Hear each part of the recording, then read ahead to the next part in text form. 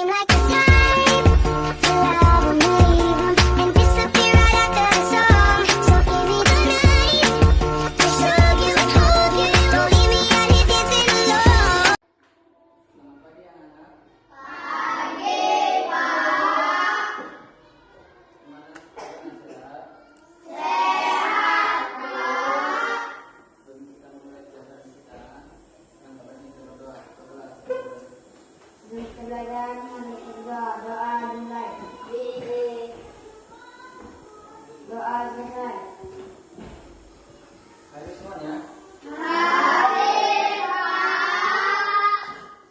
Jadi kita masuk pelajaran. Bapak bertanya, paling enggak tentang sumber daya alam. Sumber daya alam merupakan segala sesuatu yang diperoleh dari alam dan dapat dimanfaatkan untuk memenuhi kebutuhan hidup manusia, Pak.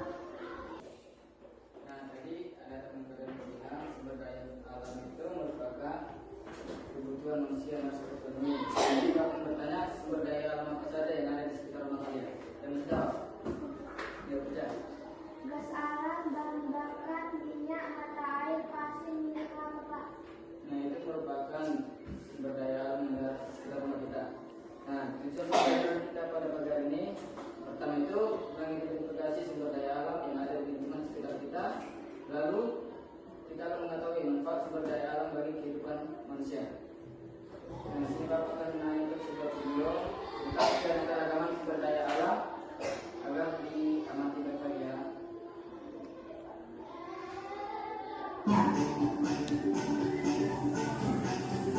Indonesia adalah negara yang memiliki kekayaan alam yang sangat melimpah. Misalnya hasil bumi, hasil tambang, dan hasil laut. Berbagai kekayaan alam itulah yang disebut sebagai sumber daya alam. Sumber daya alam adalah sesuatu yang berasal dari alam. Sumber daya alam digunakan manusia untuk memenuhi kebutuhan hidup dan kesejahteraannya. Sumber daya alam dibagi menjadi dua, yaitu sumber daya alam berdasarkan jenisnya dan sumber daya alam berdasarkan sifatnya. Simak penjelasannya ya. Sumber daya alam berdasarkan jenisnya dibagi menjadi dua kelompok. Yang pertama, sumber daya alam hayati. Sumber daya alam hayati merupakan sumber daya alam yang berasal dari makhluk hidup. Contohnya, hewan dan tumbuhan. Sumber daya alam selanjutnya yaitu sumber daya alam non-hayati. Sumber daya alam ini merupakan sumber daya alam yang bukan berasal dari makhluk hidup. Contohnya seperti sinar matahari, udara, air, dan tanah. Sekarang kita lihat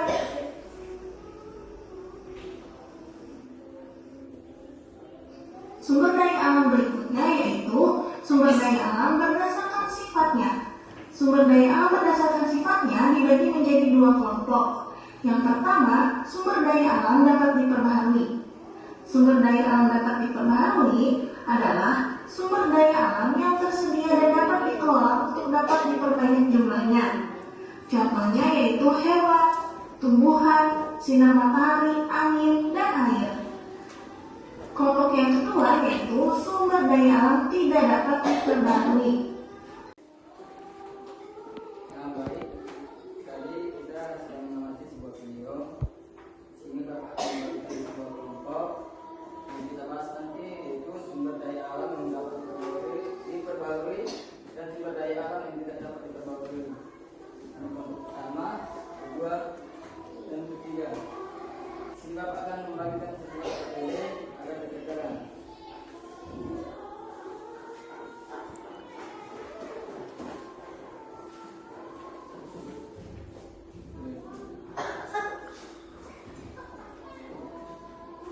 Bapak kasih waktunya 10 menit ya, agar dikerjakan dengan baik. Nah, sebelum kita lanjutkan hasil diskusi kelompok, saya sebaiknya yang menggunakan rasa jenuh.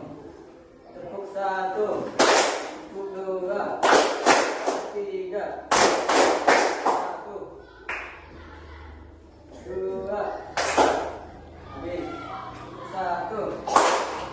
Nah, baru itu ya. Tepuk semangat.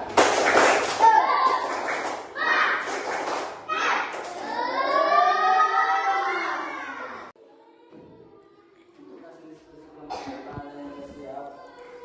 Yang satu.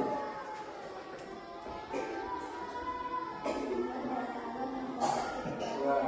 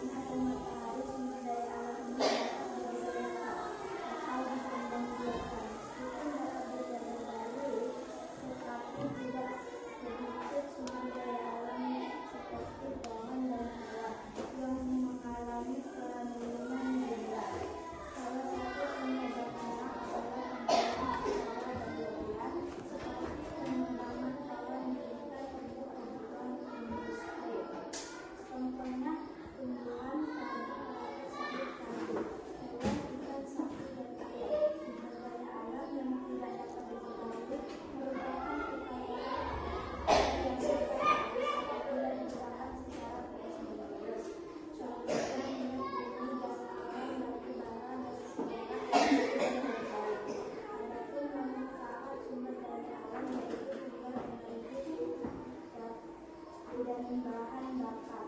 Contoh minyak bumi, pembangkit listrik. Contoh minyak bumi sinar matahari untuk kebutuhan industrial. Contoh sinar pohon. Baik, bikin apa ya?